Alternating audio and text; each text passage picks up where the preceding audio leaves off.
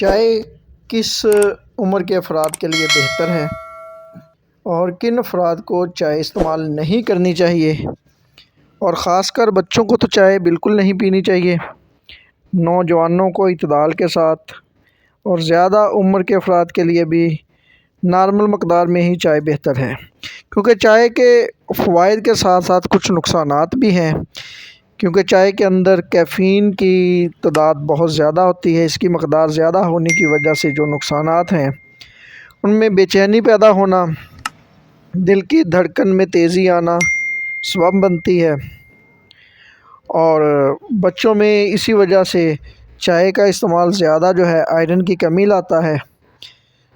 چائے میں موجود کیفین بچوں کے لیے کافی حد تک نقصان دہ ہے، معدے کی تیزابیت پیدا کرتی ہے، بدہضمی ہو سکتی ہے، اور دانتوں پر اس کا بہت زیادہ اثرات ہیں۔ دانتوں کا انیمل خراب ہوتا ہے، بچوں میں چھوٹی عمر میں ہی دانتوں کا خراب ہونا، گلنا سڑنا اس کی وجوہات ہیں۔ بوڑھے افراد میں اس کے زیادہ استعمال سے بلڈ پریشر بڑھتا ہے، ان میں کیفین وقتی طور پر تو اس چیز کو چست کرتا ہے، ان کے جسم میں کچھ چستی لاتا ہے، لیکن بعد میں ان چیزوں کا استعمال بہت زیادہ نقصان دہ ہو جاتا ہے اور جسم میں سستی لاتا ہے۔ بچوں کو تو اس کا بالکل استعمال کم کرنا چاہیے۔ اعصابی نظام جو ہے وہ تباہ کر دیتی ہے بچوں کا۔ چھوٹے بچوں میں ہی نیند میں خلل پیدا ہونا شروع ہو جاتا ہے، مائیں بچوں کو فیڈر بھر بھر کے چائے دینی شروع کر دیتی ہیں، حالانکہ اس کا استعمال نقصان دہ ہے۔ اس سے کوئی نزلہ، زکام، فلو وغیرہ کا فائدہ تو نہیں ہوتا، مگر نقصانات ہوتے ہیں۔ بوڑھے افراد کے لیے بہتر ہے کہ وہ ہربل چائے پئیں، کیفین والی چائے سے بہتر ہو سکتی ہے۔ ہم جو یہ چائے بلیک ٹی جس کو کہتے ہیں، اس کا استعمال کم کریں، اس کی بجائے سبز چائے کا استعمال کریں اگر، تو وہ ہمارے لیے بہتر ہو سکتا ہے۔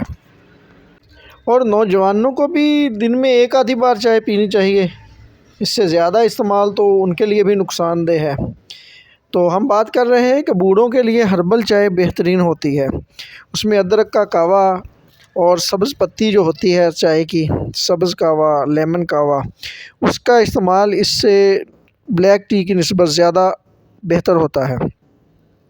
اعتدال کے ساتھ چائے کا 1 سے 2 کپ دن میں استعمال کرنا، اور خواتین میں ڈیورنگ پریگننسی اس کا استعمال تو بالکل نہیں ہونا چاہیے، کیونکہ یہ کیلشیم اور آئرن کو ڈسٹرب کرتا ہے، جس سے بچوں کے گروتھ اور پریگننسی کے دوران اس کے نقصانات زیادہ بیشتر ہو جاتے ہیں۔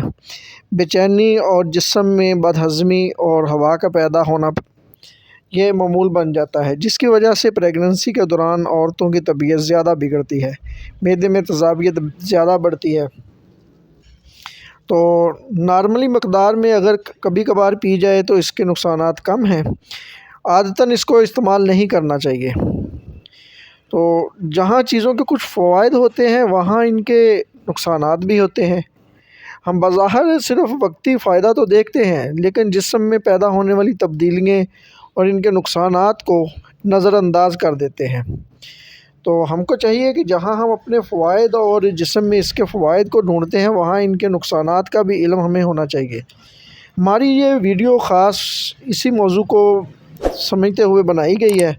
انشاءاللہ ہماری ویڈیو کو لائک کریں، شیئر کریں، تاکہ مزید ایسی ویڈیو